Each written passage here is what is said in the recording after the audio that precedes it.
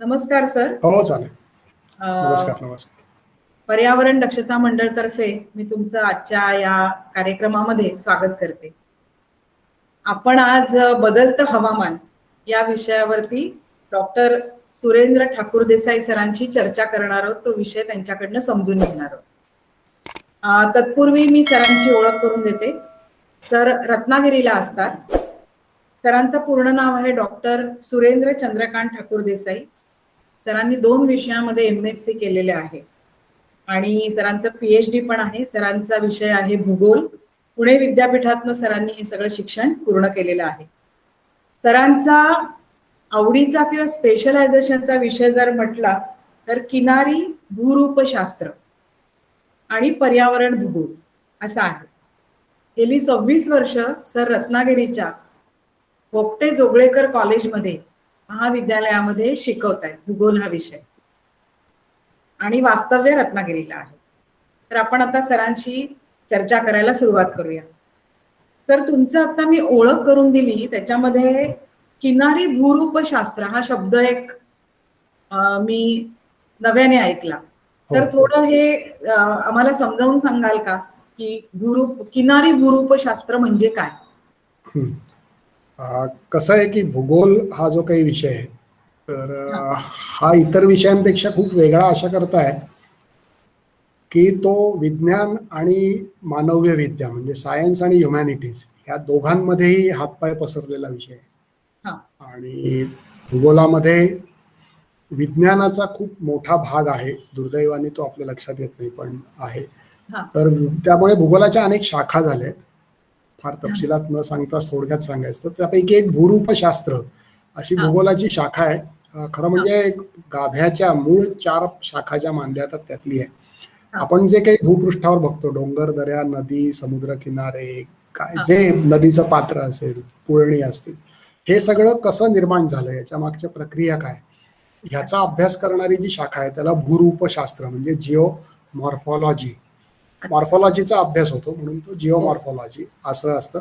आता त्यामध्येही असं आहे की वेगवेगळ्या प्रदेशांमधल्या भूरूपांमागच्या प्रक्रिया वेगवेगळ्या असतात आणि त्यामुळे मग जिओमॉर्फॉलॉजीमध्ये आणखीन काय सुपर स्पेशलायझेशन म्हणा किंवा काय जे असतं.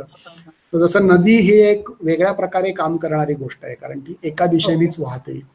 हिमनदी ही वेगळी गोष्ट आहे कारण ती वाहत नाही तर ती सरकते.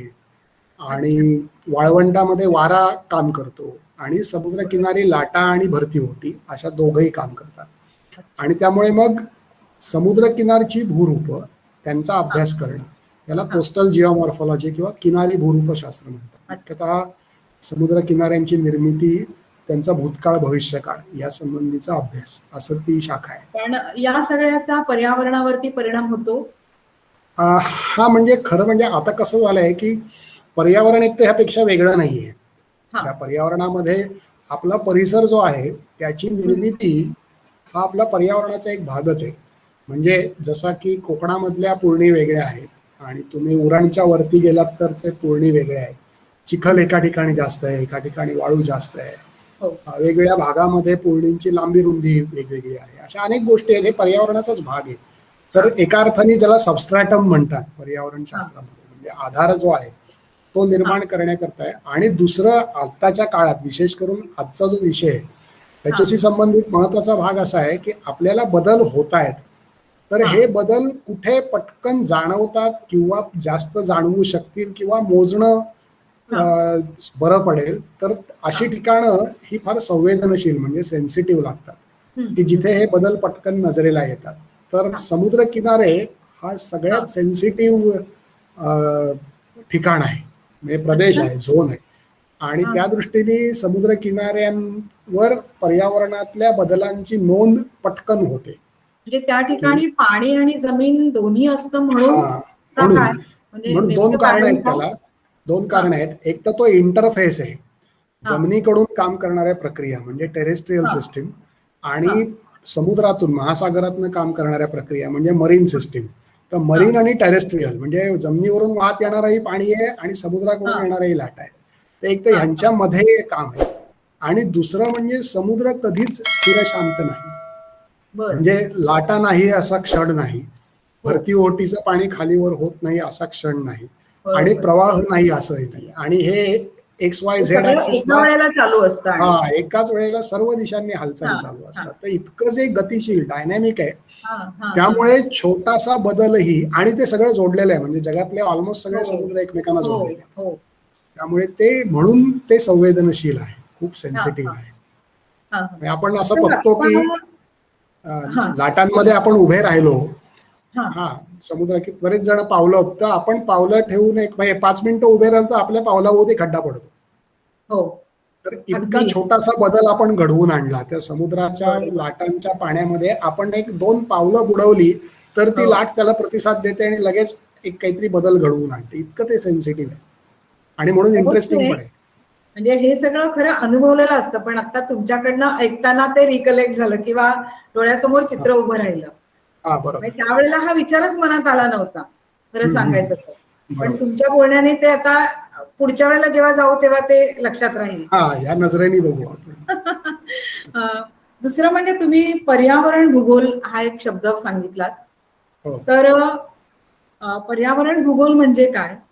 आणि हम्म. दुसरं म्हणजे पर्यावरणावर भूगोल अवलंबून आहे का भूगोलावर पर्यावरण अवलंबून आहे?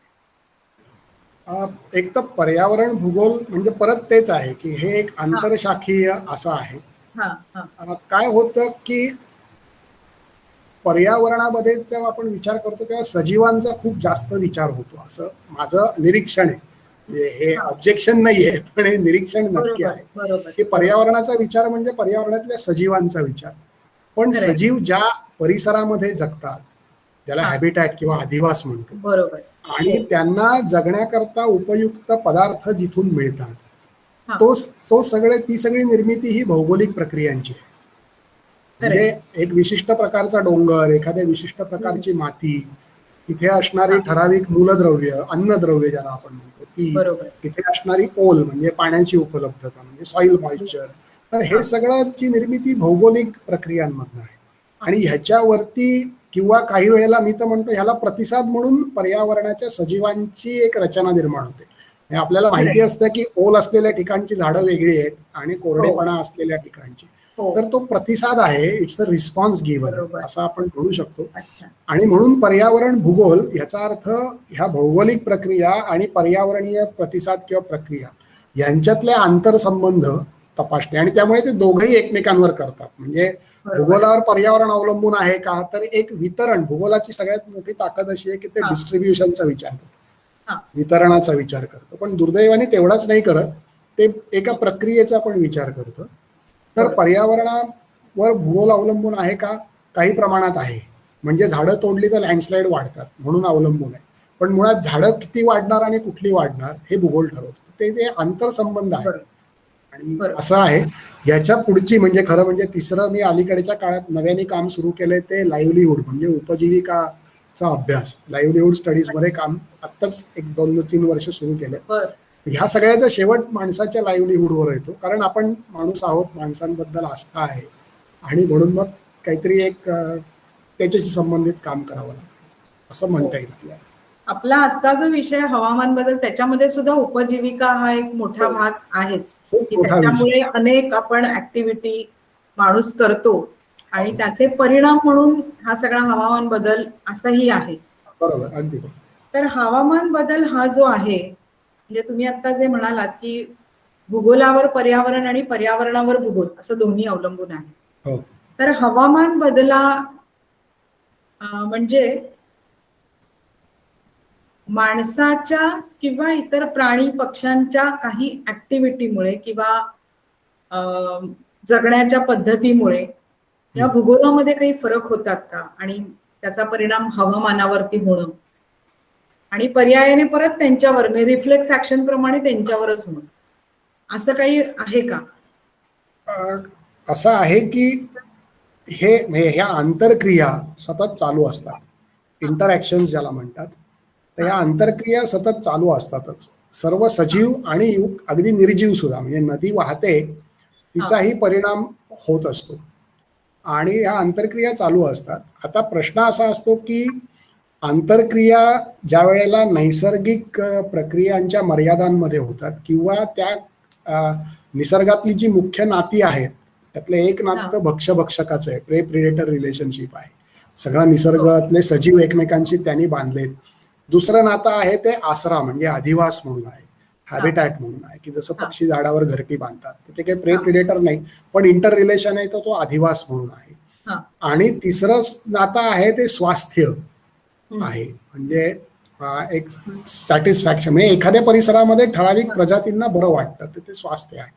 तर हे सगळं जे आहे हे सगळं नैसर्गिक नैसर्गिक रित्या उत्क्रांत झाले. तर ह्या मर्यादामध्ये जोपर्यंत हे चालू असतं तोपर्यंत एकमेकांवर प्रभाव पडत असतात, परंतु ते म्हणजे त्या निसर्ग चक्राचाच भाग असतात. जसं आपण श्वसनामुळे कार्बन डायऑक्साईड बाहेर टाकतो तर ह्यानी काही तापमान वाढ लगेच वाढत नाही, तर तो निसर्ग चक्राचा भाग आहे, कारण तो टाकलेला कार्बन डायऑक्साईड घेण्याची व्यवस्था निसर्गात कुठेतरी करून ठेवलेली आहे, त्यामुळे तो राहत नाही. मग माणसाचं वेगळेपण काय आहे, तर माणसाच्या ज्या कृती आहेत या नैसर्गिक नात्यांपलीकडच्या नवीन नाती निर्माण करणारी आहेत. आणि मग ही नवीन नाती ही मुख्यतः आर्थिक स्वरूपाची आहेत, बरोबर, आणि उपभोगाची आहेत. तर कन्झ्युमरिझम आणि इकॉनॉमिक्स हे दोन, म्हणजे पर्यावरणाबद्दल बोलताना ह्या दोन शब्दांना टाळून बोलता येत नाही. याचं कारण ते वेगळं रिलेशन आहे. म्हणजे आपण नदीकडे, नदी वाहते, आपण जाऊन कपडे धुतले, आंघोळ करून आलो, अगदी त्याच्यात भांडी धुतली आणि कुठलाही अगदी प्रदूषणकारी साबण वापरून मी माझे रोज कपडे धुतले, नदीला काही धाड भरणार नाही, काही होणार नाही होणार. कारण मी नैसर्गिक अधिवासात आहे, मी 2 किलोमीटर मध्ये मी एकटाच राहतो आणि किती साबण लावून लावेन ना, तर त्यामुळे ते प्रश्न कधी येतो की जेव्हा त्या आपण त्या नदीला, म्हणजे नदी वाहते की वाया जातो म्हणतो, आणि मग ती वाया जाऊ नये म्हणून धरण बांधतो, धरणातलं पाणी आणखीन जिथे पाणी नाही तिथे नेतो आणि हे सगळे खटाटोप करायला लागतो. So we are crossing the limits, तिथे तो प्रश्न येतो. त्यामुळे माणसाच्या कृतींचा हवामान बदलावर नक्की प्रभाव आहे. आणि हवामान बदलाचा माणसावर काय प्रभाव आहे हे गेले 13-14 दिवस जगभरात जे घडलेलं ऐकतोय आपण त्याच्यावरून कळतोच आहे. फक्त प्राणी पक्षी जे आहेत म्हणजे इतर, त्यांच्यावर तो नाहीये, म्हणजे त्यांच्या आंतरक्रियांमध्ये नाही. माणसामुळे जे होतं त्याचा प्रभाव पडतो, पण त्यांचा आपापसात, कारण ते मर्यादामध्ये आहे, ते फार मर्यादा असं. पण मग आता तुम्ही म्हणालात की नदीचं पाणी समुद्रात जाऊ नये म्हणून आपण धरण बांधतो, आणि ज्या ठिकाणी सिंचन नाहीये किंवा पाण्याची कमतरता आहे त्या ठिकाणी आपण नेतो. पण मग हे सगळं नाही करायचं का? नाही, गोष्ट कशी असते की म्हणजे आता ह्याच्यामधला भूमिका आहे ती, म्हणजे एक तुम्ही 100% पर्यावरण किंवा निसर्गवादी, मी पर्यावरणवादी असा शब्द वापरत नाही, निसर्गवादी असा, तर मग आपल्याला म्हणता येईल की नाही, हे नाही काय करायचं. पण दुसरीकडे आपण मानवतावादी पण असतो ना, शेवटी माणसं जगायला पाहिजेत, माणसांना पुरेसं अन्न मिळालं पाहिजे, एक काय भारताची जी काय 130-140 कोटी माणसं आहेत त्यांचं पोट भरलं पाहिजे, तर मग काही प्रमाणामध्ये हे करावं लागेल, ह्याला इलाज नाही, हेही आहे. मग आपल्याला स्मार्ट चॉईस ज्याला म्हणतात, म्हणजे निवड योग्य करावी लागते, आणि मग त्याची अनेक प्रतिमानं असतात, मॉडेल्स असतात, त्यातलं कुठलं मॉडेल आपण निवडणार हे करावं लागतं. म्हणजे जसं आता आपण पाहतोय की एक मोठं धरण बांधलं आणि 1000 चौरस किलोमीटर जमीन बुडवली आणि त्याच्यामधून एक 500 किलोमीटरचा कालवा काढला आणि पाणी दिलं आणि शेती केली, आणि त्याच्याऐवजी 1000 छोटी छोटी धरणं बांधली आणि त्याच्यामुळे विहिरीतलं पाणी वाढलं, कुठलाच कालवा काढला नाही, आणि त्या विहिरीवर त्या परिसरातली शेती झाली. तर ही दोन वेगळी प्रतिमानं, मॉडेल्स आहेत. दुसरा चॉईस हा अधिक स्मार्ट चॉईस आहे, म्हणजे विकेंद्रित व्यवस्था ज्याला म्हणतात, तो चॉईस आहे. निसर्गाच्या मर्यादेत राहून प्रगती करणं. काय टॉलरन्स लिमिट असतो प्रत्येकाची, आपली पण सहनशक्तीची मर्यादा असते.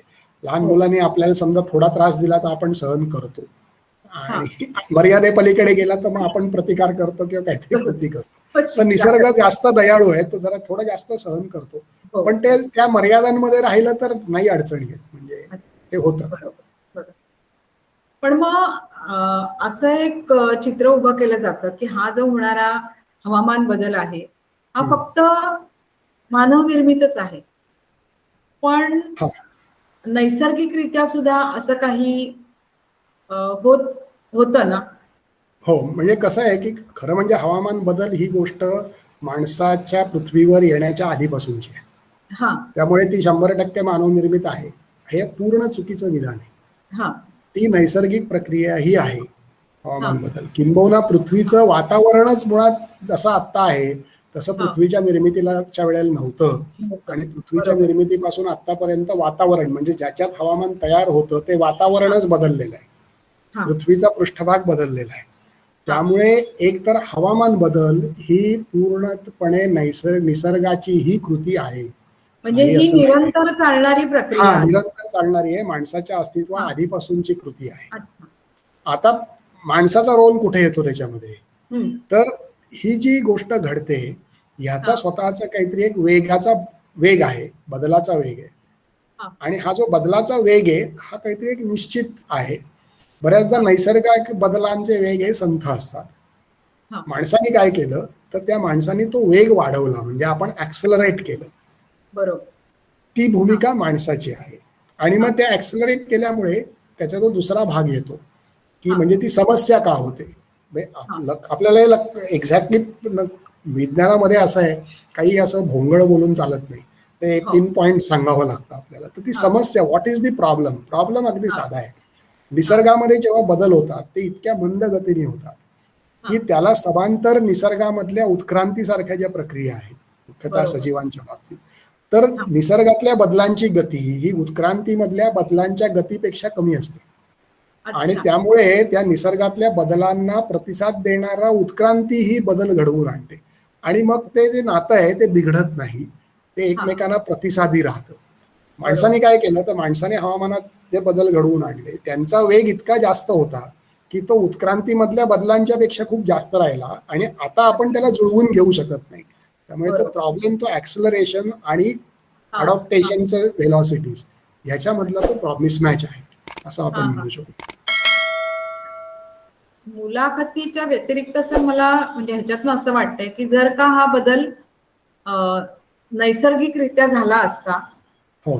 तर म्हणजे माणूस काय किंवा प्राणी पक्षी वनस्पती काय ह्या बदललेल्या तापमानाला अनुरूप अडॉप्ट झाल्या असत्या नाही, किंवा कसं आहे सांगतो हा की तापमान बदललं असतं हे गृहीत धरणं चुकीचं आहे. हा म्हणजे याच दिशेने झाला असता असं हा नाही. म्हणजे ह्याच दिशेने झाला म्हणजे कार्बन डायऑक्साईड वाढलाच असता का अच्छा. नैसर्गिक बदल असता तर? हा हा बर बर बर.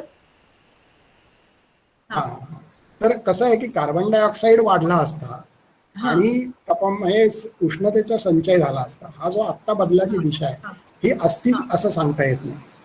अच्छा. त्यामुळे आपल्याला माहित नाही. पण मग ती दिशा कोण ठरवतं? निसर्ग ठरवतो का काय? हा, ती ती दिशा दोन गोष्टींवर ठरते. हा एक तर ती ठरते की निसर्गामधले जे ऊर्जेचं संक्रमण आहे, हे खूप हा मोठी चक्र आहेत निसर्गात. काही हा दैनंदिन आहेत, काही वार्षिक आहेत, हा ती आपल्याला हो माहिती असतात. हा हिमयुगासारखं एक चक्र आहे की हो जे काही लाख वर्षांचं आहे, पण त्या पलीकडे खडकांचं चक्र आहे आणि त्या पलीकडे माझं म्हणणं आहे सूर्यमालेचं ही एक चक्रच आहे. म्हणजे अच्छा. सूर्यमालेच्या निर्मितीमध्ये थंड होण्याची प्रक्रिया अजून चालूच आहे. पृथ्वी थंड होतेच आहे. आणि पृथ्वीमधली ऊर्जा जी आतमध्ये साठवली गेली आहे, तिच्या हम्म. गाभ्यामध्ये साठवली हा गेली आहे, ती बाहेर टाकणं आणि ती हा ऊर्जा वातावरणामध्ये येणं आणि त्याच्यातून नवीन पदार्थांचं रचना होणं, हा त्याच्यावर आधारित मग इतर गोष्टी होणं, ही एक दिशा आहे ज्या दिशेने आतापर्यंत झालंय. म्हणजे अच्छा. आतापर्यंतचे हवामान बदल हे ह्याच दिशेमुळे झाले. व्हॉल्कॅनिझम खूप वाढला, मग राख हा जास्त आली, हा नायट्रोजनचं प्रमाण वाढलं, मग त्याला धरून अमिनो आम्ल तयार झाली, मग हा जीवसृष्टी आली, असं हा झालंय. किंवा डायनासॉर्स नाहीसे झाले, तापमान अच्छा. खालीवर झाली, त्याच्यातून हिमयुगा आली आणि गेली. तर हा ही जी हा चक्र आहेत हा ह्याच्यामधून ते बदल झालेच असते. अच्छा. ते बदल जे झाले असते म्हणजे ते ठरवणं कोणी आहे तर ते ठरवेल पृथ्वीच्या उष्णतेचं उत्सर्जन हा एक, आणि हा दुसरं सजीवांमधली बहुसंख्यता हा म्हणजे डॉमिनन्स ऑफ स्पीसीज, हे कदाचित ते ठरवलेल असं झालं असतं.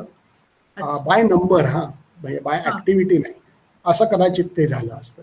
अच्छा. तर जसं की कार्बोनिफेरस पिरियडमधले वनस्पती गाडल्या गेल्या खूप मोठ्या प्रमाणात आणि कोळसा खनिज तेल हा निर्माण झालं, हा तर असं कदाचित झालं असतं. त्यामुळे माहीत नाही, मी काही उत्क्रांती विज्ञानातलं तज्ज्ञ नाही, त्यामुळे ते मंडळी कदाचित जास्त सांगतील की काय हा झालं असतं. पण मला असं वाटतंय की ह्या दिशेने किंवा ह्या दोघांनी तरी नक्की ठरवलं असतं ते हा हा कुठल्या हा दिशेने हे जाईल.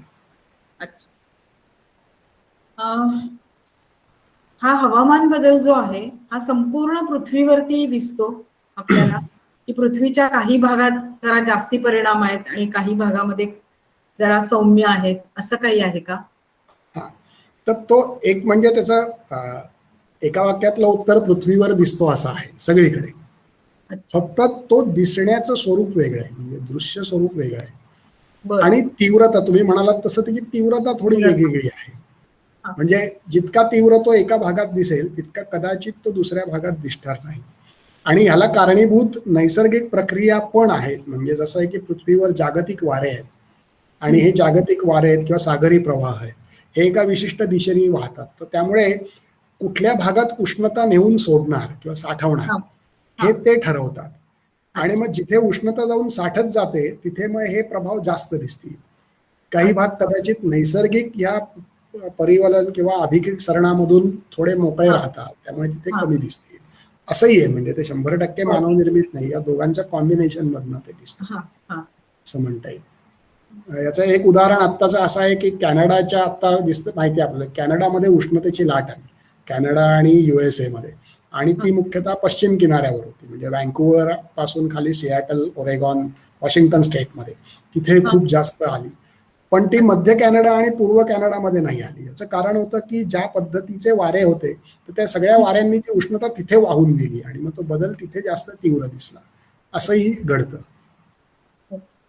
आणखीन काय काय परिणाम आपल्याला या हवामान बदलाचे दिसून येतात? नाही, हवामान बदलाचे परिणाम बेसिकली आपण हे आधी समजून घेऊया की हवामान बदल जे आहे ना त्याचं मूळ मूळ काय आहे, म्हणजे हा. असं मला असं वाटतं. हा. एक असं आहे की हवामान बदल जो घडतोय तो बदल आहे. हा. पूर्वी आपण त्याला जागतिक तापमान वाढ म्हणजे वॉर्मिंग असा शब्द वापरायचो. हो, ग्लोबल आता आपल्याला वॉर्मिंग. लक्षात आलं की ते वॉर्मिंग नाहीये, ते कुलिंग पण आहे. अच्छा. काही भागामध्ये वॉर्मिंग आहे, काही भागामध्ये कुलिंग आहे.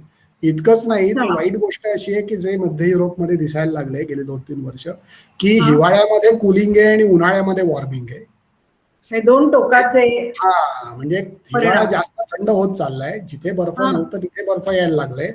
आणि अच्छा. उन्हाळ्यामध्ये जिथे कधी पूर येत नव्हते, पाऊस पडत नव्हता, तिथलं बर्फ वितळून पूरही यायला लागले. तर पण ते हे म्हणजे युरोपमध्येच फक्त दिसतंय का नाही, काही? असं नाही, हे वेगवेगळ्या भागांमध्ये दिसते, वेगवेगळ्या अच्छा. भागांमध्ये दिसते असं आहे. होय. तर त्यामुळे कसं आहे की हे सगळ्याचं मूळ काय आहे, तर हे सगळ्याचं मूळ अगदी साधं आहे की वातावरणामध्ये जितकी ऊर्जा नैसर्गिकरित्या साठवली जात होती त्याच्यापेक्षा जास्त ऊर्जा आता टाकतोय आपण. अच्छा. आणि ती नुसती टाकून उपयोग नसतो, चाळणीत पाणी ओतून उपयोग नाही, ते चाळणीतनं हा. खाली पडेल. तर ती हा. धरून ठेवणारं मेकॅनिझम लागतं, तेही हा. आपणच निर्माण करतोय. म्हणजे बाष्प, हम्म. कार्बन डायऑक्साईड आणि मिथेन हे तिन्ही मिथेन. आपल्याच ज्वलनाच्या प्रक्रियांमधून तयार करतोय. हा. त्यामुळे उष्णताही देतोय आणि धरून ठेवणारे त्याचे घटकही देतोय. याच्यामुळे ती साठते. आणि ही जी उष्णता साठते त्याने होतंय काय, तर हवामानाच्या सगळ्या कुठल्याही बदलाकरता ऊर्जा लागते. ती ऊर्जा हा. उष्णतेच्या स्वरूपात आहे. हवामान बदल म्हणजे तरी काय असतं, तर ऊर्जाच असते ना. आपल्याकडे पाऊस पडतो तर आपण कधी आपल्या पावसाकडे असं एक पंप म्हणून पाहतो का? म्हणजे हिमालयाच्या डोक्यावर किंवा महाबळेश्वरच्या भीमाशंकरच्या डोक्यावर पाऊस पडला, तो सगळा उतारावरून वाहत आला किंवा जमिनीत मुरला आणि तो खाली खाली वाहत गेला आणि झरा म्हणून बाहेर पडला, नदी म्हणून वाहिला आणि समुद्रात गेला आणि तो कुठे समुद्रात आणखी लांबपर्यंत गेला. आता हे काय झालं, तर हे म्हणजे नळ सोडल्यासारखं टाकीतलं पाणी खाली गेलं असं मी नेहमी म्हणतो. असा विचार करायला पाहिजे. आता परत वरच्या टाकीत पाणी कोण चढवणार, हा. तर ते मान्सून चढवतो. हो. पण हे खालून वर पाणी न्यायला ताकद पाहिजे ना, मग ती ऊर्जा कुठून आली, तर ती उष्णता म्हणजे बाष्पीभवन ही ऊर्जा साठवण्याची प्रक्रिया आहे. त्यामधून ते ढग काय 4000 मीटर उंचीवर गेले, ते नुसते तिथे जाऊन उपयोग नाही, त्यांना कोणतरी ढकलत आणायला पाहिजे. मग ते वाऱ्याने ढकलत आणले आणि ते इथे येऊन ते रिकामे झाले. तर ह्याच्यामध्ये निसर्गाने पंपिंग केलं, पाणी खालून वर चढवलं, त्याला ऊर्जा गेली. याच्यातून फायदा काय झाला, तर निसर्गात अतिरिक्त साठलेली ऊर्जा आहे ती वापरली गेली, वापरली म्हणजे गेली. तिचा ऊर्जा बरोबर. संचय कमी झाला. तर बरोबर. असं घडतं. आणि त्यामुळे कुलिंगला पण ऊर्जा लागते आणि हिटिंगला पण ऊर्जा लागते. जसं रेफ्रिजरेटरला पण वीज लागते बरोबर. आणि टोस्टरला पण वीज लागते. एकाच विजेतनं दोन्ही निर्माण होतं. तसं ऊर्जेचं आहे. तर ऊर्जेचा म्हणजे खर्चही व्हायला पाहिजे, विनिमय पण व्हायला पाहिजे आणि ऊर्जा बरोबर. साठतही. ह्या दोघांमधलं ते चक्र आहे आणि हे सगळीकडे संशोधन आहे. साधतं. बरोबर. असं असं ते घडतंय.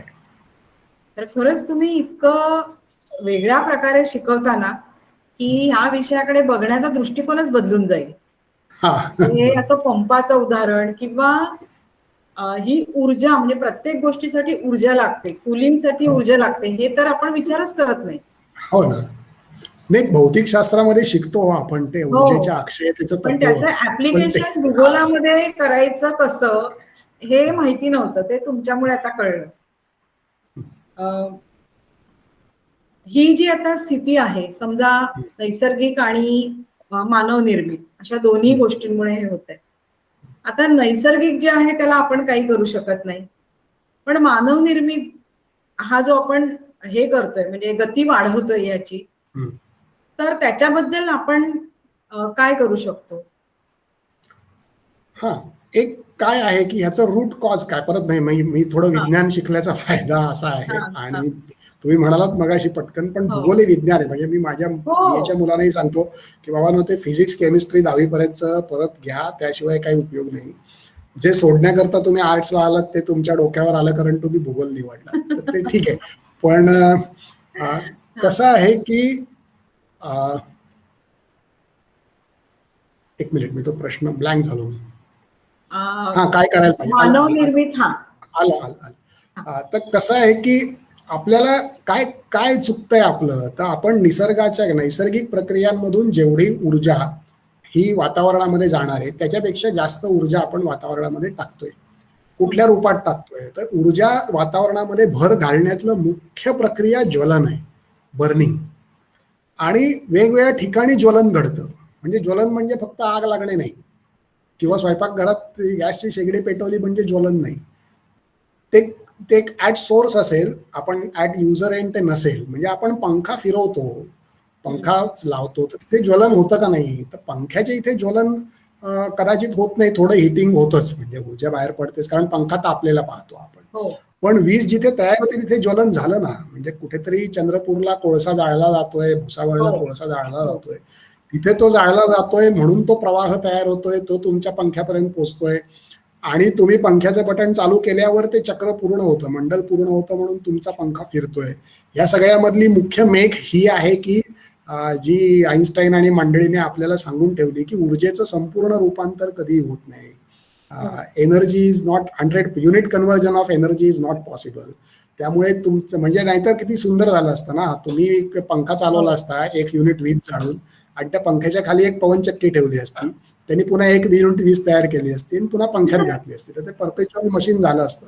होत नाही याचं मुख्य कारण असं आहे, there unit conversion is not possible. मग ते हम्म, कुठे वाया गेलं, तर ते फ्रिक्शनमध्ये गेलं. काय निर्माण केलं, तर आवाज आणि उष्णता निर्माण केली. ही सुद्धा बरोबर. भर आहे. वातावरण निर्मित बदल का होतोय, तर इतक्या बारीक बारीक हा ठिकाणी भर आहे. गाडी चालवली, ज्वलन केलं, भर घातली, श्वासोच्छ्वास केला. माझं म्हणणं आहे की निसर्गात राहायचं म्हणजे, आपल्याकडे फार छान सांगितलंय की स्वस्थ राहा. स्वस्थ याचा अर्थ लोळत पडा असं नाही.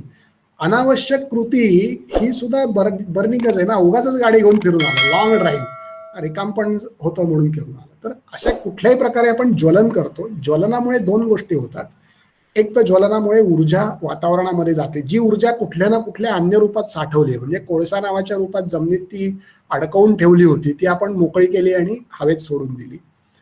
पाण्यामध्ये ती होती, ते उंचावरून खाली टाकलं आणि ती मोकळी करून दिली. तर असं आपण ऊर्जा मोकळी करून ती, आणि मोकळी झालेली जाणार कुठे, तर ती वातावरणात जाते. हे मुळामध्ये घडवतोय. मग काय करायला पाहिजे, तर साधी गोष्ट आहे, कुठल्याही प्रकारे ऊर्जेचं ज्वलन कमीत कमी करा. आणि ते करायचं झालं तर ते सेंद्रिय पद्धतीने करा, ऑर्गॅनिक करा. आता ऑर्गॅनिक ज्वलन म्हणजे काय, तर आपण जीवशास्त्र शिकताना सगळेजण हे शिकतात की आपल्याला ऊर्जा लागते शरीराला, आणि आपण अन्न खातो, त्याचं पचन बिचन होतं, आणि ते सगळ्या चक्रातनं ते जातं, आणि पेशींमध्ये ती साठवली जाते. आणि पेशींनी काम केलं, चयापचय क्रिया, किती ऊर्जा जाते, कुठे जाते, याचं अगदी मूळ मूळ मूळ मूळ मूळ गेलं तर मग शेवट असा येतो, जे फिजिओलॉजी शिकलेत त्यांना माहिती असतं की ते एडीपी एटीपी कन्व्हर्जनमध्ये, ॲडेनोनिन डायफॉस्फेट आणि ॲडेनोनिन ट्रायफॉस्फेट आहे. आणि एडीपीला ऊर्जा मिळाली की ट्रायफॉस्फेट होतं आणि ऊर्जेचा क्षय झाला, म्हणजे ते सेंद्रिय ऊर्जा झाली. आता ह्यामध्ये ऊर्जेचा क्षय झाला तरी तो मुक्त झाली नाही, ती 100% तिथे वापरली गेली. मग ऑर्गॅनिक एनर्जी का महत्वाची, तर ह्याकरता महत्वाची. सेंद्रिय ऊर्जा म्हणजे काय, तर प्राणीज ऊर्जा आणि निसर्गामध्ये फुकट उपलब्ध असलेली गतिज ऊर्जा. निसर्गामध्ये अनेक ठिकाणी गती मोफत आहेच, ती तुम्ही वापरा, तर ते सेंद्रिय ऊर्जा आहे. म्हणजे निसर्गामध्ये झाडा किंवा काय वारा वाहतो, तो मी वेगवेगळ्या कारणाने वापरून घेतला, तर ती सेंद्रिय ऊर्जा झाली. ऊन पडतंच, गतिजा नाही आहे, ती वेगळ्या प्रकारची आहे, इलेक्ट्रोमॅग्नेटिक रेडिएशन आहे. पाणी वाहतंय, ती मी वापरून घेतली. पाटाचं म्हणजे उतारानं जाणारं पाणी आहे, जरा वळवलं, पाट काढला, माझ्या शेतात ते पाणी घातलं, ते जमिनीत मुरलं, त्याच्या खालीच माझी विहीर होती आणि त्या विहिरीतून पाणी होतं, ते पुन्हा उपसलं, पुन्हा विहिरीत गेलं आणि त्या पाटाचं पाणी वळून पुन्हा त्या ओढ्यात गेलं. तर गती मी फक्त मध्ये वापरून घेतली, त्याच्यातून पाणी नष्ट झालंच नाही. अशा कुठल्याही प्रकारच्या ऊर्जा ज्या निसर्गामध्ये गतीच्या स्वरूपाच्या आहेत किंवा प्राणीज म्हणजे सेंद्रिय आहेत, तर त्या वापरण्याकडे जाणं म्हणजे आपण काय करावं ह्याचं हे उत्तर. बरोबर. म्हणजे मग आपण अन्न शिजवण्यासाठी लाकूड फाटा वापरणं हे पण त्याच्यामध्ये येतं का, सेंद्रिय ऊर्जेमध्ये? अगदी अगदी अगदी. आपल्याला कसं असतं, ग्रीन ही फार काहीतरी भयंकरच मला तर म्हणणं असं आहे की ग्रीन नावाने जे काय आपण करतो ना, ते कधी कधी जास्त उपद्रवी काय. म्हणजे ग्रीन म्हणजे काय, तर ज्याच्यातून धूर येत नाही ते ग्रीन असं नाहीये ना. त्याच्या एक फिजिक्समध्ये एक कन्सेप्ट आहे, एन्ट्रॉपी म्हणतात किंवा एम्बेडेड एनर्जी, म्हणजे वस्तुगत ऊर्जा. तर आपल्या हे लक्षात येत नाही की एलपीजी आपण जेव्हा जाळतो, म्हणजे तो अपरिहार्य आहे. मला ह्याचं मला असं म्हणायचं नाहीये की एका 13 मजली इमारतीत सगळेजण लाकडं आणतील आणि ओट्यावरती लाकडं घालून स्वयंपाक करतील आणि त्या असं, हे मला त्यातल्या मर्यादा मला माहिती आहेत. पण जेव्हा आपण दिशा कोणती असं म्हणतो, तर त्यावेळेला असं आहे की लाकडामध्ये कमीत कमी एम्बेडेड एनर्जी आहे. निसर्गामध्ये जसं तयार होतं त्याच्यामध्ये तुम्ही तोडण्याकरता काही ऊर्जा घातलीत तर ती वापरली जाते आणि लाकडातून निर्माण होणारी सर्व उत्पादनं निसर्गाला ज्ञात आहेत. तुमचा धूर झाला तर त्यातून जो वायू निर्माण होतो तो निसर्गाला माहिती आहे. त्यामुळे त्याचं पुढची फॉरवर्ड लिंकेज आहे, त्याचं काय करायचं हे माहिती आहे ना निसर्गाला. आणि राख तयार होते त्याचंही काय करायचं माहिती आहे निसर्गाला. त्या उलट तुम्ही जेव्हा ब्युटेन आणि प्रोपेन आणता, तर तो एक तर आणण्याकरता खूप ऊर्जा खर्च होते. म्हणजे सिलेंडर जळतो तो ग्रीन आहे, पण वस्तू काढतो तर तिथे ऊर्जा खर्च आहे नैसर्गिक वायू काढायला. तो सिलेंडर मध्ये भरावा लागतो, त्याला खूप ऊर्जा एनर्जी लागते, वीज लागते. तो वाहून आणावा लागतो, त्याला डिझेल लागतं आणि ती शेगडी तयार करावी लागते. ती तयार करण्यामध्ये काही ऊर्जा गेलेली आहे. तर ह्याच्यामध्ये जरी तो जळताना हिरवा असला तरी त्याची लाईफ सायकल असेसमेंट केली तर तो ग्रीन नाहीये. आणि म्हणून आपल्याला अधिक आणि ह्याच्यातलं मूळ काय, परत तेच की ऊर्जेची रूपांतर जितकी कमी तितकं ते हरित होत जातं. लाकडामध्ये देर इज सिंगल कन्व्हर्जन. विजेमध्ये दोनदा आहे. कोळसा जाळून वीज तयार केली आणि विजेवर मी काय केलं, तर मी पुन्हा इस्त्री गरम केली. त्याच्याऐवजी इस्त्रीचाच कोळसा घाला, तो पेटवा, तर ते जास्त. त्यामुळे कोळशाचा इस्त्रीवाला शोधून त्याचा धंदा वाढवणे, म्हणजे माझे इस्त्रीचे कपडे मी केलंय. म्हणजे रत्नागिरीमध्ये कोळशाचा इस्त्रीवाला शोधलाय आणि माझे कपडे मी त्याच्याकडे देतो. हे माझं हरित पाऊल आहे. कारण ह्याच्यामधून मी एक कन्व्हर्जन ऑफ एनर्जी वाचवलं, म्हणजेच ऊर्जा कमी वाया घालवली, असं केलं. सर, हा खरंच मुद्दा खूप तुम्ही वेगळा सांगितलात. म्हणजे चुलीच्या लाकडं वापरून जेव्हा आपण चूल पेटवतो, त्याच्यातनं निर्माण होणारा जो धूर आहे तो निसर्गाला माहिती आहे. म्हणजे हे तर मला फार नव्याने लक्षात आलं. नाही तर अनेक वेळेला असं असतं की निर्धूर चुली किंवा चुलीचा धूर निर्माण होतो आणि त्याचा घरातल्या महिलांवरती विपरीत परिणाम होतो, म्हणून एलपीजीची सबसिडी दिली जाते आणि ते सिलेंडर पुरवले जातात. पण तुम्ही हे जे म्हणालात की तो गॅस तयार करणं, पृथ्वीतनं तो भूगर्भातनं तो बाहेर आणणं, त्याचं स्टोरेज करणं, त्याची वाहतूक करून तो घराघरापर्यंत नेणं, तो वापरल्यानंतर जे काही तयार होणार आहे ते निसर्गाला माहिती नाहीये, त्याची काहीतरी विल्हेवाट लावायची व्यवस्था करणं. तर हा मुद्दा जरा आणखीन थोडा स्पष्ट करून सांगा ना, कारण फार नवीन आहे. कसं होतं सर की काय ना, छोट्या छोट्या कृती या ग्रीन म्हणून त्याला रंग फासला जातो, पण ह्याचा इतका सखोल विचार नाही केला जात. बरोबर. नाही, कसं असतं माहितीये का की म्हणजे प्लास्टिक का वाईट आहे याचं बेसिक कारण एवढंच आहे की प्लास्टिकचं रेणू निसर्गाला अज्ञात आहेत. बरोबर.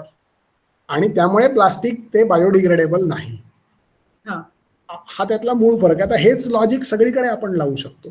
तर असं आहे की आपण प्रत्येक कृती करताना सुती कापड का वापरावं, हा तर याचं कारण सुती धागा हा हा कापूस आहे ना. कापूस हो कापूस समजा आपण झाड लावला आणि कापसाची हा बोंड आपण वेचली नाही. घरात अनेक जण झाड लावतात, हा घरापुरता कापूस होईल म्हणून वेचली हम्म, नाही, ती खाली पडतात. पडल्यानंतर 8 दिवसांनी दिसत सुद्धा नाही.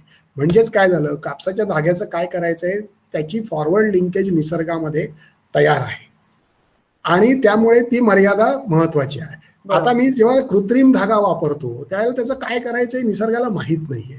मग आपल्याला ते करावं लागतं. मग कचराची विल्हेवाट लावण्याची समस्या येते आणि त्याच्यात प्रॉब्लेम असा आहे की म्हणजे त्याकरता पुन्हा ऊर्जा खर्च करावी लागते बरोबर आणि जी ऊर्जा खर्च करावी लागते त्यातला परत प्रॉब्लेम असा असतो की ती निर्माण करता म्हणजे ते न संपणारं चक्र होतं. चक्र आहे. एक असं वाक्य आहे, मला ते नेहमी फार आवडतं की you cannot solve a problem with the same mindset which has created it.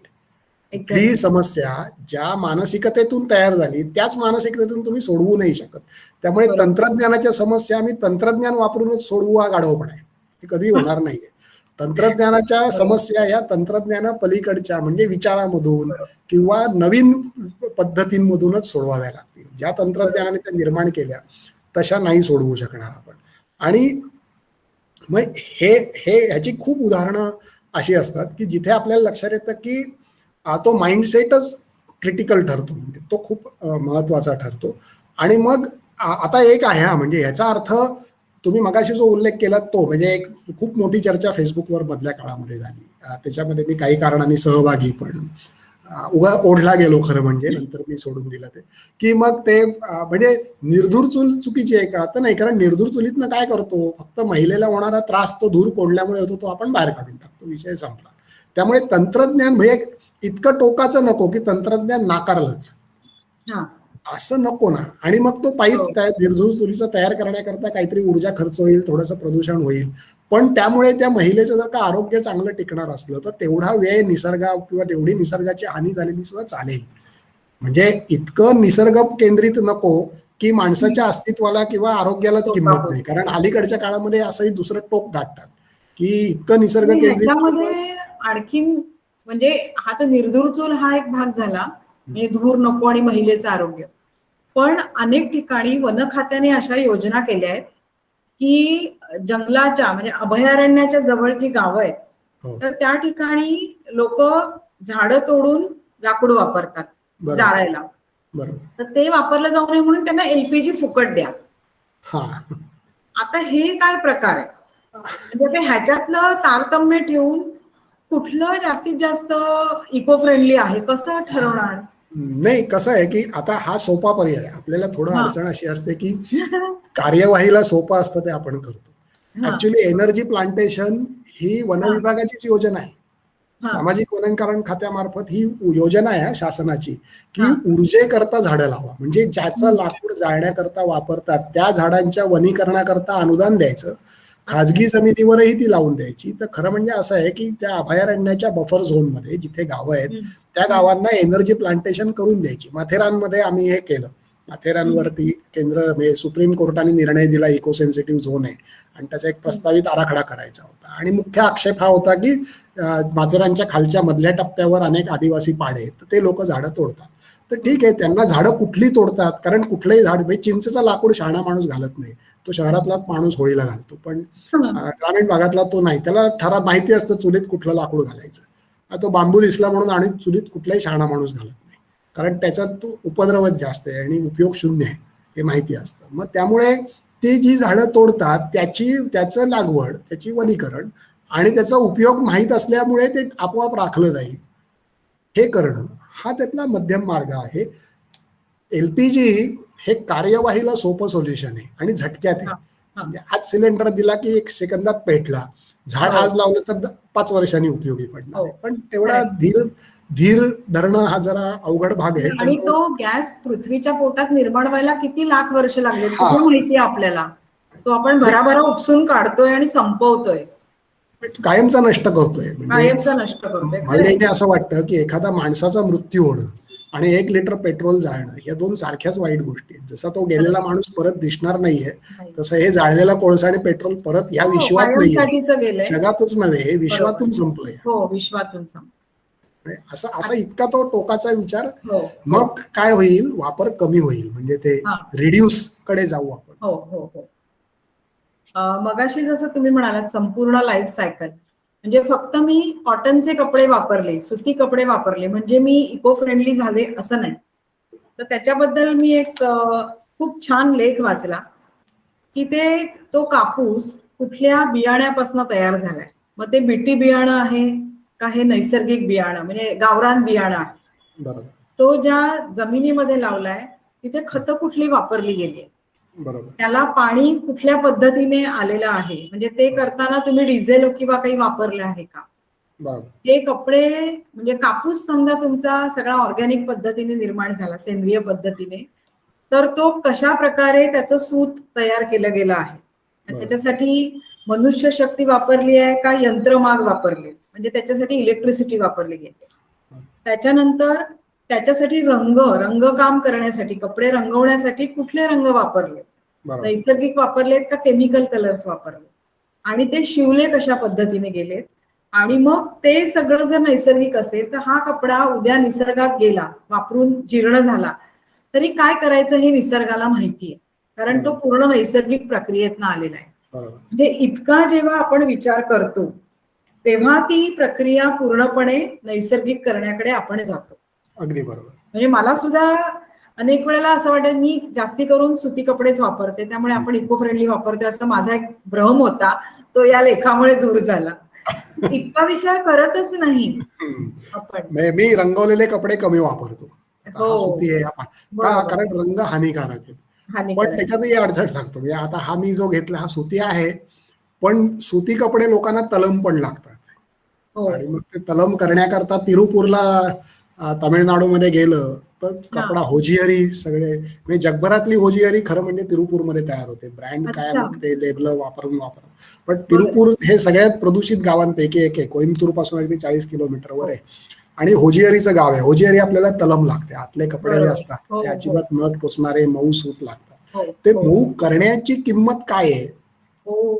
आता ह्याचा अर्थ असा की ते कपडे वापरणं सोडून द्या का, तर ते आपल्याला आत्ताच्या जीवनशैलीत शक्य नाही.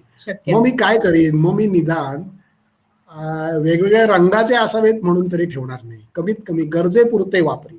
म्हणजे हानी, आणि तो करताना मला मुख्य आता हे तत्वज्ञानाकडे न्यायचं का नाही हा प्रश्न आहे, पण हे करताना निदान माझ्या मनामध्ये आपण काहीतरी हानी करतोय असं थोडा अपराधीपणा तरी बाळगीन की नाही.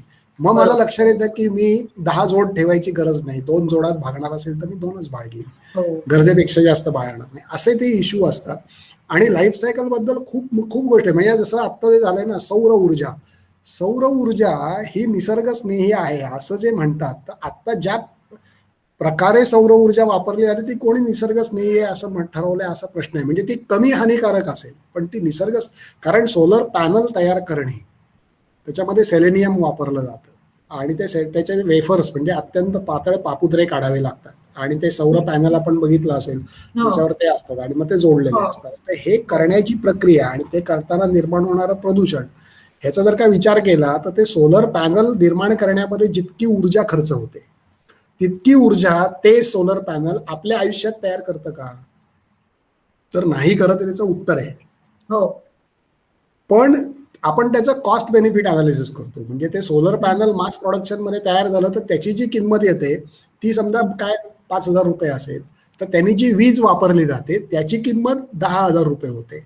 आणि म्हणजे 5,000 रुपयात 10,000 रुपयाची वीज वाचवली म्हणजे ते इको फ्रेंडली झालं. आता खरं निकष काय आहे, तर इकॉनॉमिक आहे.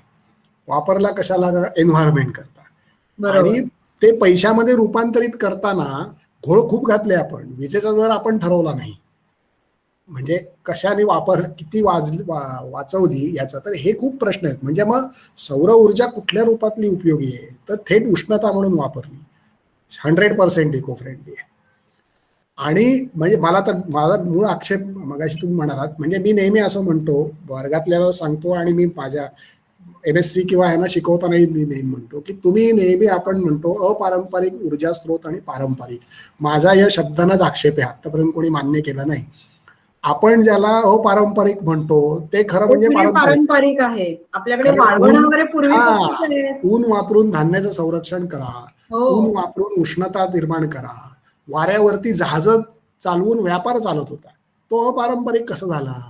हो ना. तर अपारंपरिक आणि पारंपरिक म्हणजे औद्योगिक क्रांती नंतरचं, त्याच्या आधीचं जग हो कोणाला माहीतच नाही, अशी ती परिस्थिती हो झाली. तर खरंय हे खरंय. प्रश्न मुळातले आहेत आणि त्यामुळे लाईफ सायकल असेसमेंट खूप महत्वाची ठरते. तुम्ही म्हणालात ते बरोबर आहे, ती हा ठरते.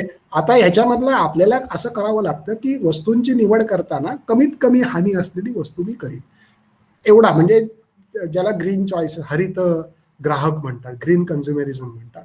फक्त हे ग्रीन काय आहे ह्याच्याबद्दलची माहिती, यातली माहिती अधिकाधिक पोहोचवणं त्यामुळे महत्वाचं ठरतं. हो ते होतं. आता जसं मी नेहमी म्हणतो की आईस्क्रीम खाणं हे पर्यावरणाचं सगळ्यात मोठं पातक आहे. मी आईस्क्रीम सोडून हो दिलं हो अनेकांनी. याचं खरंय. कारण असं आहे की प्रचंड ऊर्जा ऊर्जा. खाणारा तो पदार्थ आहे आणि शेवट काय दूध आणि साखरच तुमच्या तोंडात पोटात जाणार आहे. तर ते नुसतं दुधात साखर घालून खा आणि वर काय व्हॅनिलाचे 2 थेंब जिभेवर टाका म्हणजे तो वास नाकात जाईल, ह्याच्या पलीकडे काही घडणार नाहीये. तर आणि आईस्क्रीम तयार झाल्यावर पण ती मेंटेन करायला केवढी तेच ऊर्जा ना, लागते. इतकी ऊर्जा आहे की हो 10 रुपये त्याची किंमत नाहीये, त्याची हो किंमत खूप जास्त गेलेली आहे ऑलरेडी. खरंय. तर पर्यावरणीय किंमत हा खूप मोजलेली आहे खूप आपण. मोजलेली आहे. तर तसा बरोबर विचार आहे. करणे म्हणजे मग ते हरित निवड खरंय असं खरंय झालं. खरंय. अलीकडे आपण एक बघतो की पाऊस किंवा थंडी किंवा उन्हाळा हे सगळे ऋतू पुढे पुढे सरकल्यासारखे वाटतात हम्म, किंवा ऋतुचक्र बदललंय असं बरोबर. साधारण वाटतं. म्हणजे पूर्वीचे लोक जे म्हणायचे की 7 जूनला पाऊस बरोबर सुरू होतोच, हम्म, तर आता आपण बघतो की कधी कधी जून पूर्ण कोरडा जातो. हो जुलैमध्ये इतका पाऊस पडतो, सरासरी भरून निघते, पण सगळीकडे पूर येतात पुढे किंवा असं होतं. बरोबर आणि कधी कधी मग सप्टेंबर सप्टेंबर किंवा ऑगस्ट नंतर पाऊसच नसतो किंवा बरोबर. थंडीचे पूर्वीचे महिने जे होते ते आता गरम जायला लागले हम्म, पूर्ण.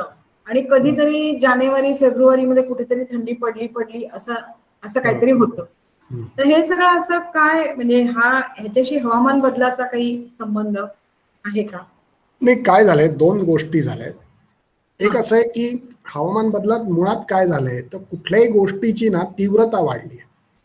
म्हणजे अच्छा. एक्स्ट्रीमिटीज कडे ते जायला लागले. आधी ते नॉर्मल कडे होतं, म्हणजे हा सुवर्ण मध्याच्या दिशेने सगळं होतं आणि आपली जीवनशैली, आपले हा ऋतूंचे काळ ठरवणं हे काही कोणी हा पाठी लावलेलं नाही, आपणच ठरवलं की हो पावसाळा हा असतो, थंडी हा असतो, या हो महिन्यामध्ये थंडी जास्त असते, हे आपण हो ठरवलं, अनुभवावरून ठरवलं होतं. हम्म तर हे सगळं आणि हे सगळं टुवर्ड्स नॉर्मल होतं. हम्म आता हे परत तोंड फिरवलंय आणि आता हे टोकाचं झालंय. म्हणजे पाऊस पडला तर आत्ताच असं झालंय की हो गेल्या 13 दिवसामध्ये रत्नागिरीच्या परिसरामध्ये अ, रत्नागिरीच्या वार्षिक सरासरी पूर्ण होऊन गेले 13 दिवसात. प्रचंड पाऊस पडलाय का? आज सकाळी 8:30 वाजता संपलेल्या 24 तासामध्ये महाबळेश्वरच्या उत्तरेला जोर नावाचं ठिकाण आहे, जिथे दोम धरणाचं हेड आहे, त्या ठिकाणी आज 800 मिलीमीटर पाऊस पडलाय गेल्या 24 तासात. तर 800 मिलीमीटर पाऊस हे एक्स्ट्रीम आहे. आणि मला माहिती आहे, म्हणजे आत्ताच मी आता आहे कुतूहल म्हणून, पण 5 ऑगस्ट पासून 19 ऑगस्ट पर्यंत महाराष्ट्रामध्ये कोरडं ठाक असणारे पिकं पाणी नाही म्हणून वाळणार आहेत, हे आज दिसतंय आपल्याला. थंडीचंही असंच झालं. पडली तेव्हा इतकी थंडी पडली की जिथे कधीही हिमवर्षाव होत नव्हता तिथे हिमवर्षाव झाला. आणि बर्फ वितळलं तर आर्क्टिकमधून जहाजं आता सहजपणे उन्हाळ्यामध्ये चालवायला यायला लागली. पूर्वी बर्फ फोडणारी जहाजं लागायची. तर हे सगळं असं दाखवतं की एक्स्ट्रीम्स चालले, म्हणजे उन्हाळे खूप जास्त तीव्र झाले, थंडी खूप जास्त तीव्र झाली, पाऊस पडतो तेव्हा खूप पडतो आणि नाही म्हणजे मग अजिबातच तोंड घेऊन जातो.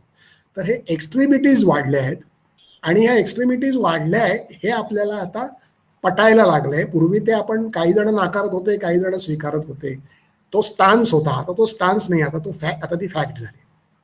तर असं म्हणतो, ऋतुमान शिफ्ट होत आहे का? आता हा प्रादेशिक असतो, म्हणजे दक्षिण भारतामध्ये हे नक्की घडतंय. आता अच्छा हे युरोपमध्ये नाही दिसणार किंवा हे उत्तर भारतामध्ये नाही दिसणार. तर आपण ज्या अच्छा परिसरात राहतो, म्हणजे मुंबई, दक्षिण भारतामध्ये ऋतू थोडे शिफ्ट झालेत. आता कृषी हम्म हवामान विभाग पण सांगतं की पहिला पाऊस पडला की पेरणी करू नका, 100 मिलीमीटर पाऊस पडायची वाट, कारण हे सगळीकडे दिसतंय की जूनला पहिला आठवड्यात कधी जेव्हा पडतो तेव्हा 8 दिवसात प्रचंड पाऊस पडतो, पाण्याची प्रश्न मिटतो आणि नंतर 15-20 दिवस पाऊस पडतच नाही, मग एकदम येतो आणि ह्या मधल्या पिरियडमध्ये पेरणी करू नका असं सांगते. तर हे आता मान्य झालंय सगळ्यांना की सीझन्स थोडे शिफ्ट झालेत, पण ते प्रादेशिक आहे, आपल्या इथे उरलेल्या जगामधले अनुभव थोडे वेगळे. तिथलं असं म्हणता येईल की ते अधिक तीव्र झालेत, सरकलेत म्हणण्यापेक्षा. चक्रीवादळ पण खूप आपण बघतो की वेगवेगळ्या नावाची चक्रीवादळ येतात. हो. तर पूर्वी पण चक्रीवादळ येत होती, पण आता प्रमाण त्याचं वाढलंय. हो, नक्की वाढलंय. चक्रीवादळ हे तर डायरेक्ट इंडिकेटर आहे, कारण चक्रीवादळाची निर्मिती ही ऊर्जेतनच होते आणि ऊर्जा साठली की त्याचं रूपांतर चक्रीवादळामध्ये होतं. मी नेहमी असं म्हणतो की माणसांचं जे आहे तेच, माणसांना चांगलं खायला प्यायला मिळालं आणि बिनकामाची असली की ते उपद्रव सुरू करतात. मग रस्त्याने जाताना कुत्र्याला दगडच मार, कुठेतरी कागदच फाड, कारण ऊर्जा कुठे टाकायची कळत नाही ना बाहेर, कळत नाही. तो इश्यू असतो. तसं निसर्गाला सुद्धा खूप ऊर्जा साठत गेली तर तिचं काय करायचं, तरी ऊर्जा कुठे साठते, हवेत. हवा काय करते, तर हवा ती ऊर्जा ती त्यांनी त्या हवेला चळवळी करतेच, म्हणजे अनस्टेबिलिटी, त्याला इन्स्टॅबिलिटी म्हणतात. तर ती atmospheric instability is induced by the excessive heat. ती अतिरिक्त उष्णता हीच त्याच्यामध्ये अस्थिरता निर्माण करते. अस्थिरता निर्माण केली की पृथ्वी स्वतःभोवती फिरते, प्रचंड गतीने फिरते, विषुववृत्तावर 600 किलोमीटर ताशीपेक्षा जास्त गतीने. त्यामुळे कुठलाही वारा हा दीर्घकाळ किंवा कुठलीही गोष्ट खरं म्हणजे रस्त्यावरची गाडी सोडून द्या, पण मुक्तपणे प्रवास करताना सरळ रेषेत जाऊ शकत नाही. आपण पाहतो यान सुद्धा वर जाताना ते असं वक्राकार जाताना आपल्याला दिसतं, कारण त्याला कोरिओलिस प्रेरणा आणि फेरेलचा नियम माहिती आहे. तर ह्यामुळे ही जी चळवळीतला हवा आहे ही सरळ जाऊ शकत नाही, त्यामुळे ती वक्राकार होते. आणि एकदा वक्राकार फिरायला लागली की, म्हणजे हे कसं आहे माहितीये का, मी त्याला कोकणात असा एक शब्द आहे की पालखी उचलून नेतात. म्हणजे ती एकदा वक्राकार फिरायला लागली की उरलेली हवा तिला उचलून ढकलतच नेते, त्याच्यातून चक्रीवादळ तयार होतात. तर हे का होतंय, ह्याचं मुख्य कारण असं आहे की सागराच्या पृष्ठभागाचं तापमान वाढतंय आणि अरेबियन समुद्रामध्ये गेल्या 12 वर्षामध्ये एक्स्ट्रीमली जास्त तापमानातली वाढ दिसून येते. म्हणजे खूप वाईट आहे आपल्याकरता की पूर्वी बंगालच्या उपसागरामध्ये जेवढं तापमान असायचं त्याच्यापेक्षा अरबी समुद्र थंड असायचा. त्याचा परिणाम असा असायचा की बंगालच्या उपसागरात जास्त चक्रीवादळं यायची, अरबी समुद्रात कमी यायची. अरबी समुद्रातल्या चक्रीवादळांचा वेग हा अगदी नगण्य असायचा. गेल्या 10-12 वर्षात अरबी समुद्राचं तापमान वाढत चाललंय. गेल्या वर्षी आणि यावर्षी निसर्ग आणि तौक्ते 2 चक्रीवादळं आली, हे डायरेक्ट पुरावा आहे. आणि आपल्याकडे कधीही, म्हणजे फयान नावाचं चक्रीवादळ 2011 मध्ये येऊन गेलं होतं, सॉरी 2009 मध्ये येऊन गेलं होतं. तर या दोन फयान जे आलं त्याचं ताशी वेग 80 किलोमीटर होता आणि तेव्हा ते फार ग्रेट वाटलं होतं. 1964 मध्ये कोकणात मोठं चक्रीवादळ येऊन गेलं, त्याचा वेग 70-75 होता, फार मोठं होतं ते. निसर्गामधल्या चक्रीवादळाचा वेग 110-120 आहे. आता तौक्तेचा वेग 130 पर्यंत गेला, गुजरातला पोहोचेपर्यंत 160 ला गेला. तर हे घडतं याचं कारण समुद्राच्या पृष्ठभागाचं तापमान वाढतंय, त्याची तीव्रता वाढते. हा जगभर वाढते, त्यामुळे संख्याही वाढते आणि तीव्रताही वाढते, नंबर आणि इंटेन्सिटी वाढते. इव्हन बंगालच्या उपसागरातली चक्रीवादळांचा सरासरी वेग हा पूर्वी 160 ते 180 होता, आता 200 ओलांडायला लागला. आता जे कलकत्त्याला चक्रीवादळ, कलकत्त्या म्हणजे डायमंड हार्बर जवळचं चक्रीवादळ 40 किलोमीटर जमिनीवरून सरकलं तरी त्याचा वेग कमी झाला नाही आणि कलकत्ता शहरामध्ये त्यांनी उघडीमध्ये पाण्याचे लोंढे नेले, तर ही ताकद राहिली कारण त्याचा वेगच 200 किलोमीटर ताशी होता.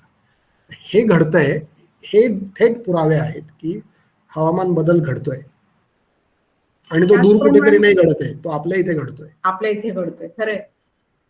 त्याचप्रमाणे दोन्ही म्हणजे आर्क्टिक आणि अंटार्क्टिका त्याच्यावरचं बर्फ पण वितळतंय. हो हो, हे खरं आहे. मगाशी म्हटलं तसं उष्णता कसं आहे, पृथ्वीचं एक स्वतःचं उष्णतेचं संतुलन आहे. विषुववृत्तीय प्रदेश गरम असतात, वर्षभर गरम असतात, वर्षभर सूर्य तापवतच असतो आणि दुसरीकडे ध्रुवीय प्रदेशामध्ये वर्षभर ऊर्जेचा तुटवडा असतो, सूर्यकिरण तिरपीत. त्याच्या थिअरीत जाऊया नको. खरं म्हणजे आपल्याला असं वाटायला पाहिजे की हे एका डायपोल सारखं झालं ना, म्हणजे पृथ्वी मध्यभागी तापत जाते आणि दोन्हीकडे थंड होत जाते. तर ही पृथ्वी एक तर फुटायला तरी पाहिजे होती किंवा मध्ये मध्ये प्रसरण पावत गेली आणि इकडून आकुंचन पावत गेली तर चपटी तरी व्हायला पाहिजे होती ना, कारण ती फिरते पण आहे. पण असं घडत नाही. याचं कारण असं आहे की त्याच्या उष्णतेचं वहन होतं, म्हणजे विषुववृत्तावरची सरप्लस एनर्जी ध्रुवाकडे दिली जाते आणि हे नेण्याचं काम वारे आणि सागरी प्रवाह करतात आणि मग त्याच्यातून ऊर्जेचं संतुलन राखलं जातं. पण ह्याच्यात दुसरी गोष्ट काय घडते, ऊर्जा नेली कुठे जाते, ध्रुवीय प्रदेशात नेली जाते. त्यामुळे जगात कुठेही उष्णतेत वाढ झाली तर ती पोचवतात कुठे, ध्रुवीय प्रदेशात, आणि त्यामुळे ध्रुवीय प्रदेशातल्या बर्फाच्या वितरण्याचा वेग हिमालयापेक्षा जास्त आहे. कारण ध्रुवीय प्रदेशामध्ये उष्णता नेऊन म्हणजे कुठे उचलून, जसं आपण वस्तू दिसली की उचलून एक ठराविक कोपरा असतो, नॉर्मली पडद्यामागची गोष्ट असते, तिथे नेऊन टाकतो, नंतर बघू म्हणतो, तसं पृथ्वीवर एकदा उष्णता मिळाली की ती नेऊन ध्रुवावर पोहोचवली जाते, कारण तिकडे तुटवडा आहे. तर असं घडतंय. आणि मग आर्क्टिक तर मी मगाशी म्हटलं तसं की एकेकाळी रशियाला नाही, आता रशिया कदाचित अफगाणिस्तानमध्ये घुसणार नाही, कारण त्यांना आता बंदराचा प्रॉब्लेम नाही. रशियातून कॅनडात जहाजं जायला लागली ना, हिवाळ्यामध्ये नाही जात, फक्त 4 महिने 6 महिने जायला लागली, प्रश्नच सुटला त्यांचा. आर्क्टिक मधून उन्हाळी वाहतूक रितसर सुरू झाली. तर हे घडलंय आणि ही वस्तुस्थिती आहे. नाही, आता हे नाकारायचं कारण नाही, आता डोळ्याला दिसतंय.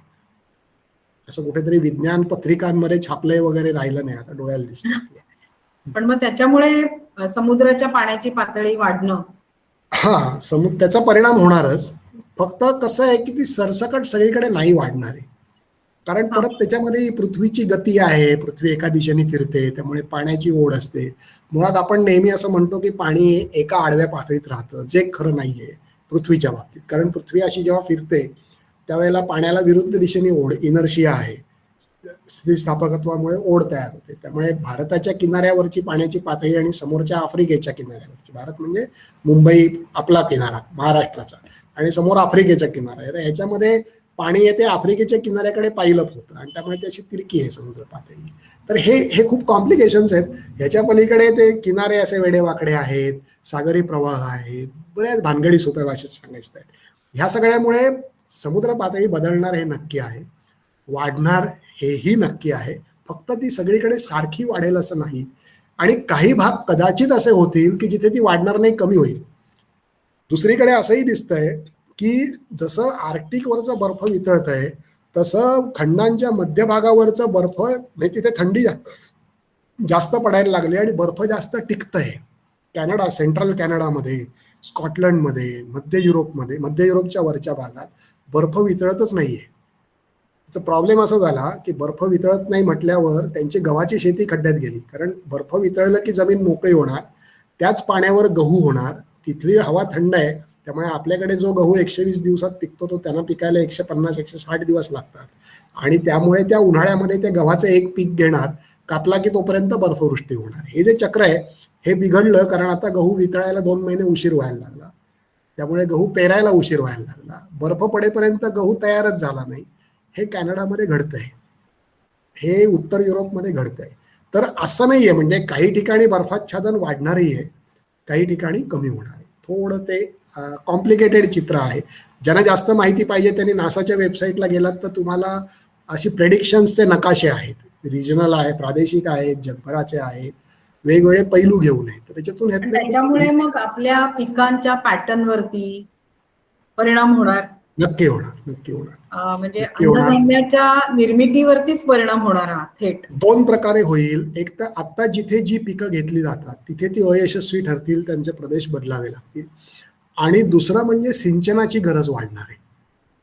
कारण कोरडेपणा आल्यावर जसं नैसर्गिकरित्या पावसावर एखादं पीक होत होतं, पावसाचं प्रमाण कमी झालं तर सिंचनाची गरज वाढली, असं होणार आहे. त्यामुळे सिंचनाची गरज वाढणार आहे आणि दुर्दैवाने ती कोरड्या प्रदेशात वाढणार आहे. आणि दुसरीकडे असंही होणार आहे की पिकांच्या भोवती पाणी वाढलं, त्यामुळे दलदल झाली, आणि त्यामुळे म्हणजे थोडक्यात जिथे गहू होता तिथे तांदूळ पिकवायची वेळ येऊ शकते, पण येऊ शकते, आणि जिथे तांदूळ पिकवत होता तिथे ज्वारी पिकवावी लागेल, कारण आता पाणी नाही आहे, असंही होईल.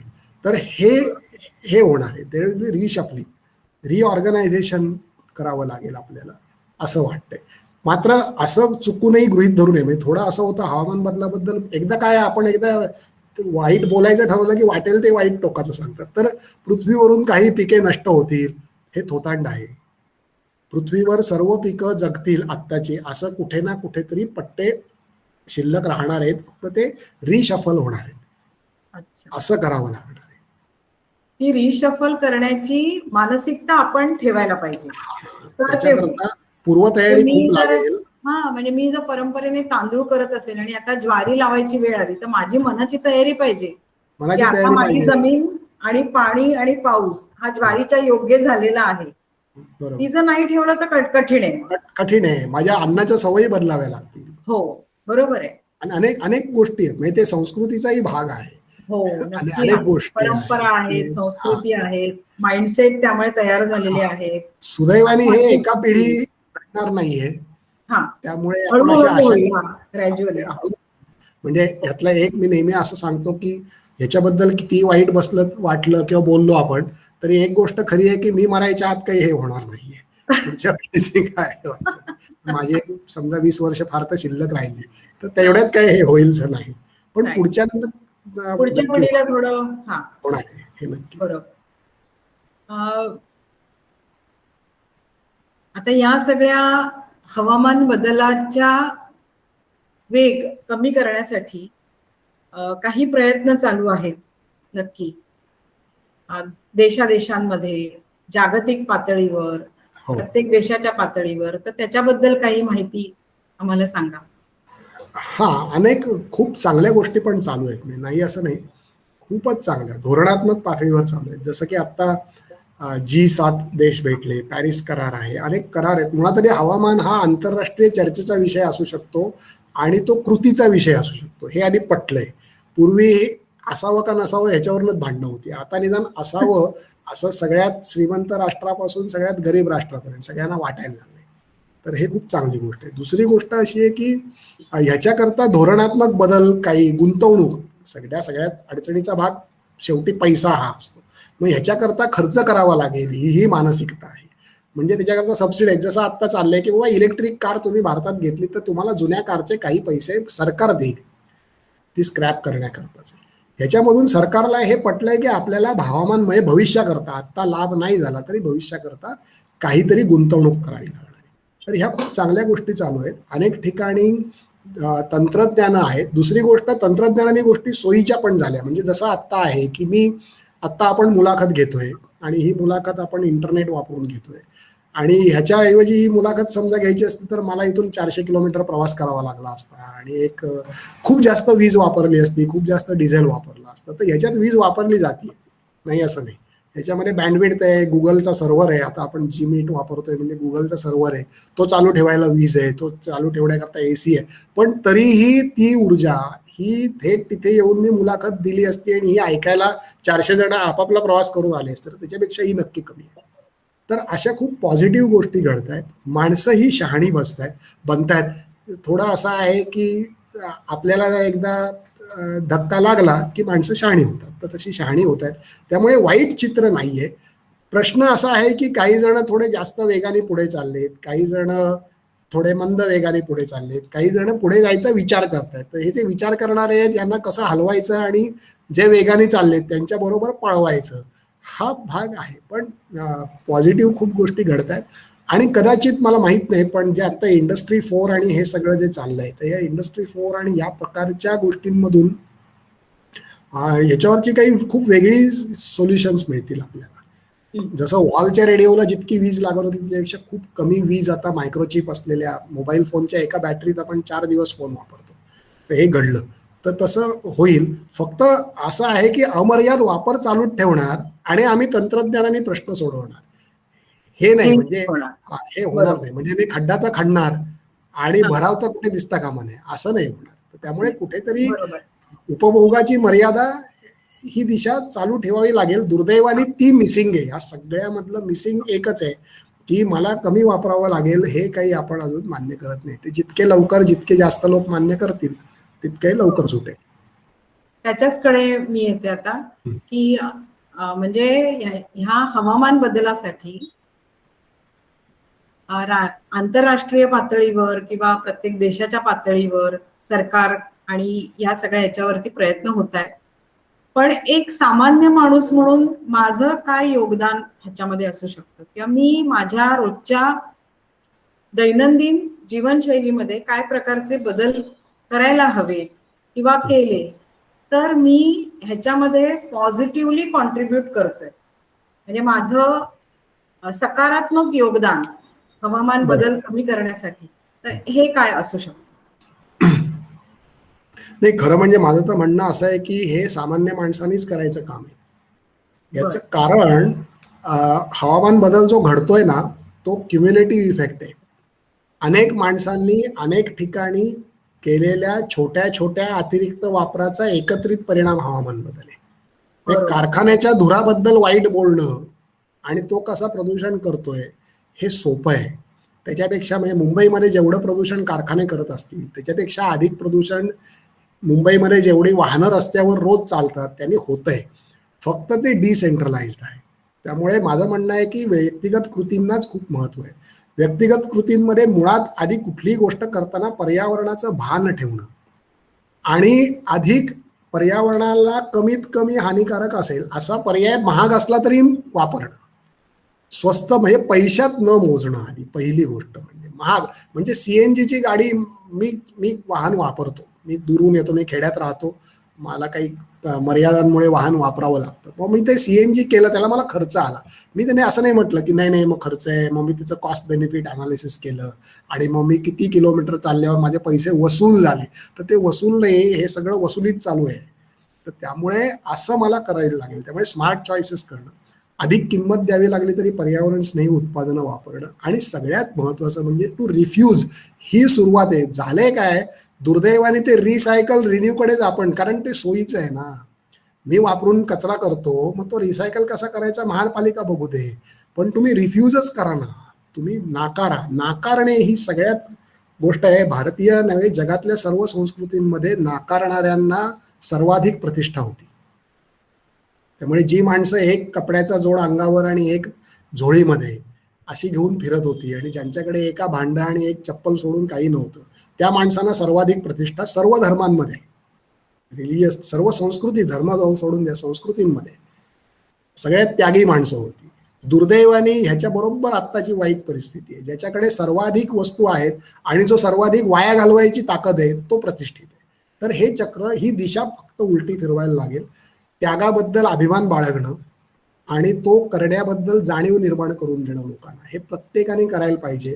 प्रत्येक कृतीच्या वेळेला करायला पाहिजे. हे झालं तर भारतातल्या 1 कोटी लोकांनी जर का 1 लिटर पेट्रोल कमी जाळलं तर झालं ना, जागतिक हवामान बदलाचा किती भार कमी झाला.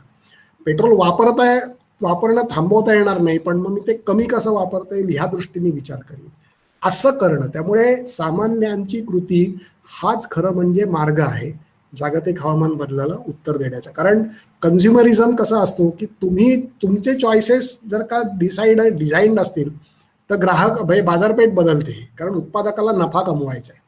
आणि त्यामुळे तुमचे स्मार्ट चॉईसेस हे असू शकतं. म्हणजे नॅशनल जॉग्राफिक हे मासिक किमान 7-8 वेळेला पुनर्प्रक्रिया केलेल्या कागदी वेष्टनातनं येतं, खाकी रंगाच्या पाकिटातनं येतं आणि ते वाचावं असं असतं. आता ते आर्ट पेपरवर छापतात, हे अजून त्यांनी थांबवलं नाहीये, ते दुर्दैव आहे, पण तरी. आणि सगळ्यात निरुपयोगी फालतू मासिकं असतात ती मात्र पारदर्शक प्लास्टिकच्या पिशवीमध्ये गुंडाळून येतात. तर हा डायलेमा आहे. तर आपले चॉईसेस आपण ठरवावेत, अशा पद्धतीने केलं तर होईल. आणि त्यामुळे सामान्य लोकांचीच ही चळवळ व्हायला पाहिजे. सरकार काही करायचं ते तो एक त्याला टॉपअप म्हणतात पातळीवर करेल, बरोबर. आणि दुसरं म्हणजे लोकांकडनं मागणी वाढली किंवा लोकांकडनं हे वाढलं की सरकार पण आपोआप त्या प्रकारचे निर्णय घ्यायला लागतात घ्यायलाच लागतात, काही इलाज नसतो त्यांना. मागणी तसा पुरवठा. हा, म्हणजे शेवटी त्यांनाही पॉप्युलरिस्टिकच व्हायचं असतं. व्हायचं असतं. कशाला पॉप्युलर म्हणायचंय आपण माणसांनी ठरवायचं. बरोबर आहे, बरोबर. जसं जपानमध्ये, जर्मनीमध्ये सरकार निर्णय घेतं की रिसायकल्ड पॅकिंग मटेरियल रिसायकल्डच पाहिजे, कारण लोकांचा रेटा आहे. बरोबर. आणि रिसायकल पॅकिंग जनमताचा रेटा निर्माण करणं हे सर्वात मोठं उत्तर आहे ह्याच्यावरती. बरोबर. सर, खूप वेळ तुमचा घेतला खरं म्हणजे, आणि खरोखरच तुम्ही खूप सोप्या शब्दामध्ये आम्हाला हा विषय समजून सांगितला. नाही तर अनेक वेळेला असं असतं की खूप क्लिष्ट विषय किंवा जार्गन शब्द वापरून हे सगळे चर्चा चालतात. मी सामान्य माणसाकरताच हे सगळं आहे आणि सामान्य माणसानेच हे सगळं पुढे न्यायचंय. हे त्याच्यातनं खूप चांगल्या प्रकारे आमच्या लक्षात आलं. तर तुमचे खूप खूप धन्यवाद सर.